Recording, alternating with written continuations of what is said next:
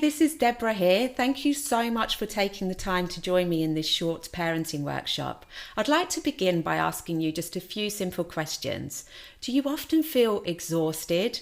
Are you snapping at your children or getting into heated arguments? Do you find that you lose your patience quite regularly?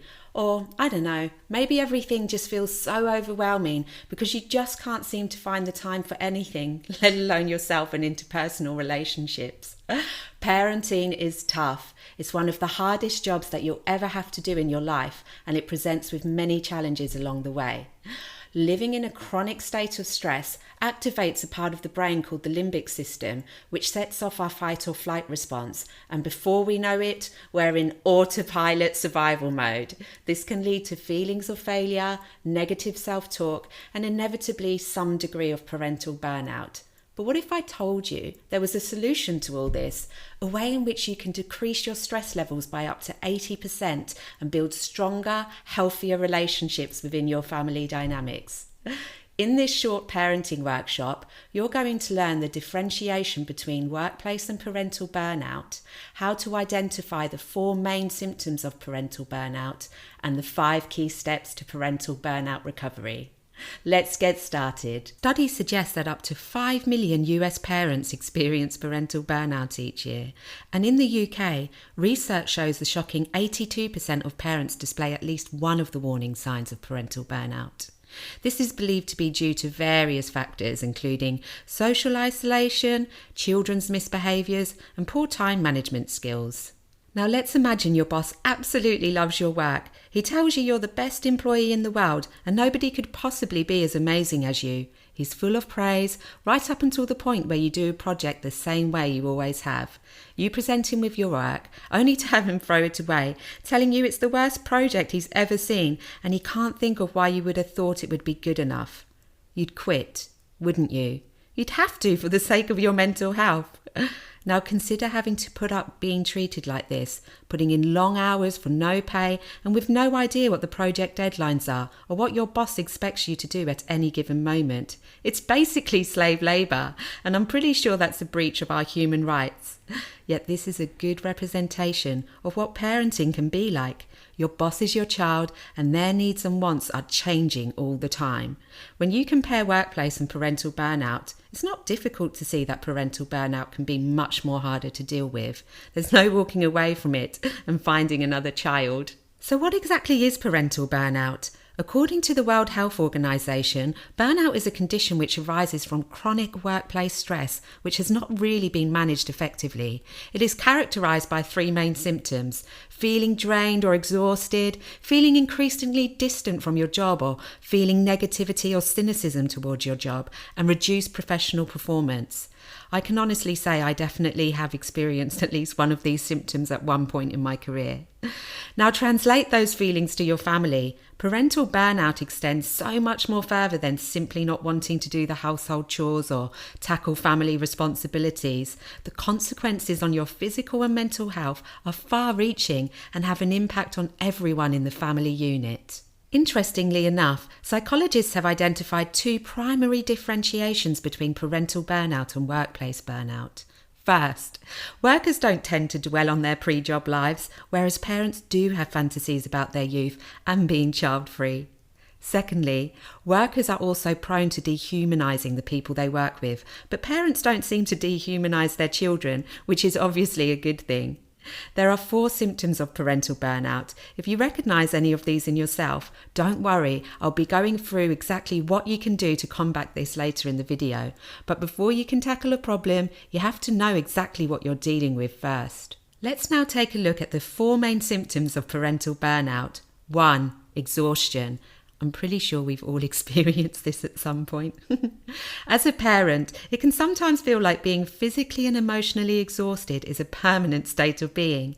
When you have the perfect storm of sleep deprivation, too many responsibilities, and attempting to meet the sometimes conflicting needs of your children, combined with very to little no time to take care of yourself, it's unsurprising that energy is a thing of the past. 2. Emotional distancing. It's quite hard for a parent to admit that they're feeling emotionally distant from their child. Where you once dreamed of a close bond with your little ones, now you've lost the joy you feel about parenting. When you do play or interact with your children, you're not really mentally or emotionally present. Instead, you feel utterly drained. You're going through the motions, but nobody's really home. 3. Feeling ineffective. When you know you're not performing at your best, you feel like you're completely ineffective. Some say the cause of parental burnout is the difference between all the demands of being a parent, compared to what may seem like precious few rewards for this selfless role. While I do think there's a lot to be said for this as a reason for developing burnout, there is a fourth factor at play here as well. 4. Feeling guilty. Now this is a big one. Sometimes it feels like parenting is nothing but non-stop guilt. Taking time out for yourself feels like a guilty pleasure instead of a well-earned reward. When you're struggling, you can feel an enormous amount of guilt for not loving being a parent. You feel guilty because you're not perfect. You have fears. You make mistakes. You're vulnerable. But do you know what? You're human. But that can be of little consolation when you're lost in the middle of parental burnout.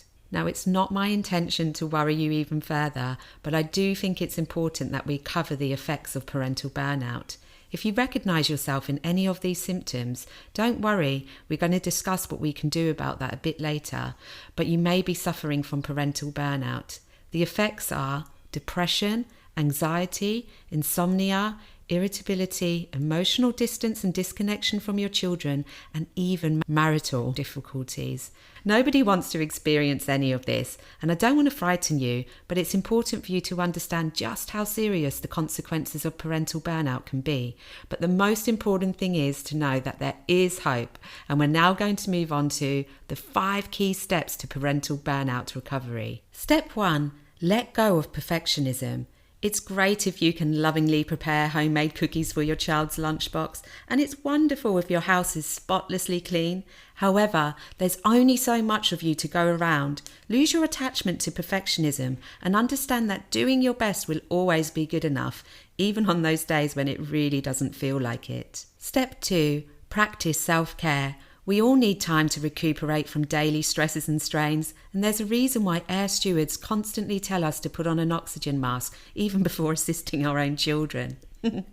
It might feel really strange at first to actively schedule time to devote to yourself, but it's such a crucial habit if you're going to beat parental burnout. Self-care isn't selfish, it's essential. Step 3, give your child age-appropriate chores. Believe me, the earlier you can get your child involved in helping out around the home, the easier it becomes to maintain the habit. Once you start spreading the household chore load, you'll realise that you really don't have to be doing everything yourself, and you'll be teaching your children important life skills in the process. Step 4, ask for help or hire Miss Doubtfire. Babysitter. Often, the reason why friends or family don't help out is because they have no idea that you need their help. Don't be afraid to ask them. You may be surprised by how willing people are to lend a hand. If you don't have any family or you really don't know anyone who can help, budget for a babysitter. Whether you're in a relationship or single, an evening away from the kids works wonders to lift your mood and give you new perspectives. Step 5, set realistic expectations and slow down to speed up. Make sure you have reasonable expectations of your child that are in line with their current age, ability, and aptitude.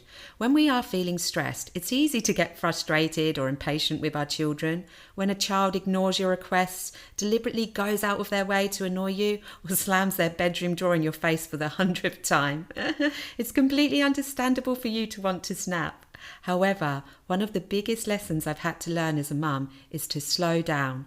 Our children teach us to take our time, and I find it fascinating how much easier it is to deal with challenging situations when we just take a step back and breathe. Oh, and one last thing, remember to talk about your parenting struggles.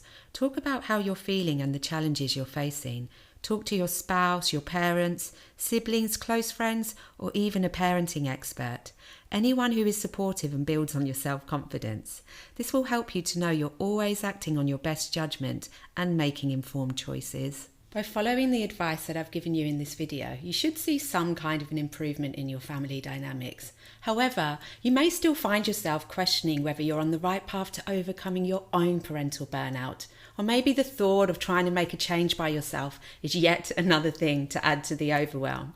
If you'd like to find out more about how to become a stress-free working parent and raise calm, confident children, take the next step by clicking on the link below, which will take you to my programs page. I wish you nothing but the best on your parenting journey. Goodbye for now, and thank you so much for listening.